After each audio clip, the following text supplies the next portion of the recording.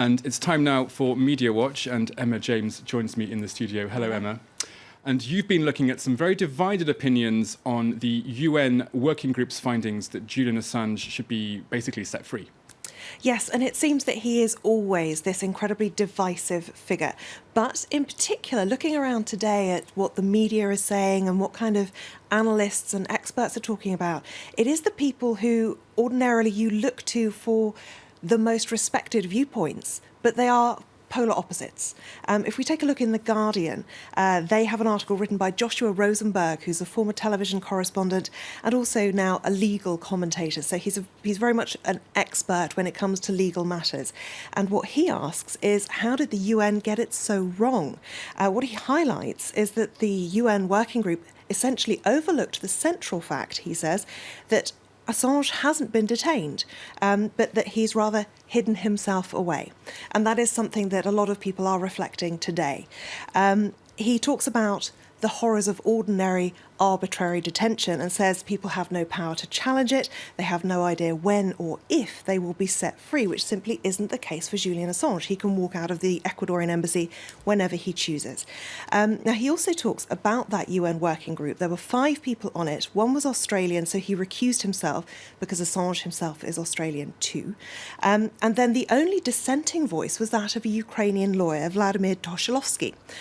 He is quoted in this article as having said that the others assumed that Assange had been detained in the Ecuadorian embassy by UK authorities, which, if that is true, they have a complete misunderstanding of what this situation is, because, of course, he fled bail in 2012 and has used the embassy as a safe haven. As Rosenberg puts it, self-confinement, not detention. Now, he pays off by saying that the idea that he should be due compensation heaps offensiveness on absurdity. At the other end of the spectrum, we have John Pilger, a very well-respected journalist and documentary maker, who's a big supporter of Julian Assange and has been for quite some time. And what he has to say is this is one of the epic miscarriages of justice of our time. He says Assange has been smeared relentlessly, yet charged with no crime, and his greatest criticisms are reserved for the Swedish prosecutor Marianne Nye.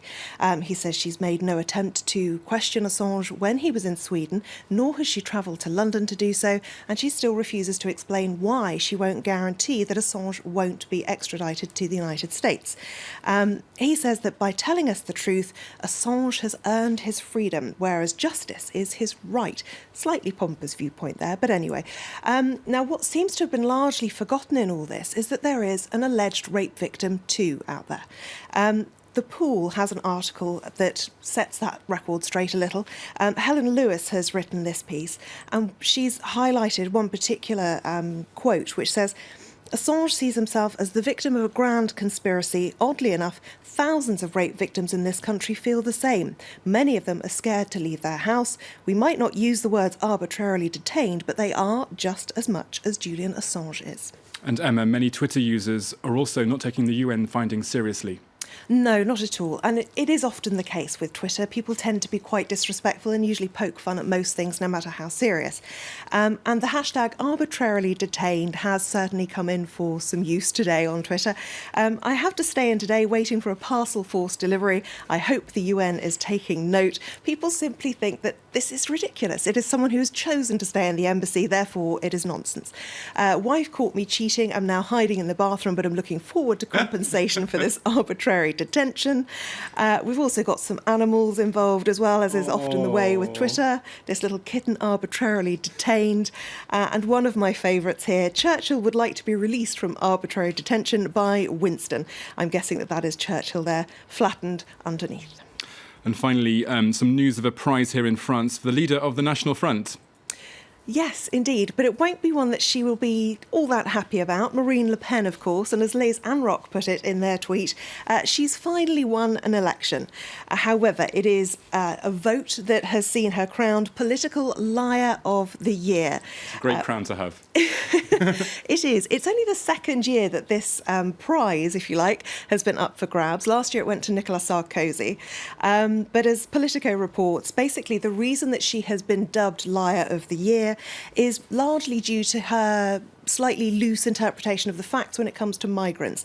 Now, they say that back in June, she talked about 4,500 arriving in Europe every day, whereas if we look at the official statistics from Frontex, which is Europe's border agency, they were saying at around the same time 330 people a day, so a big difference there. Also, if we take a look at Le Parisien, they highlight the fact that she claimed firefighters in Calais were attacked by migrants, which was then refuted by the fire department themselves.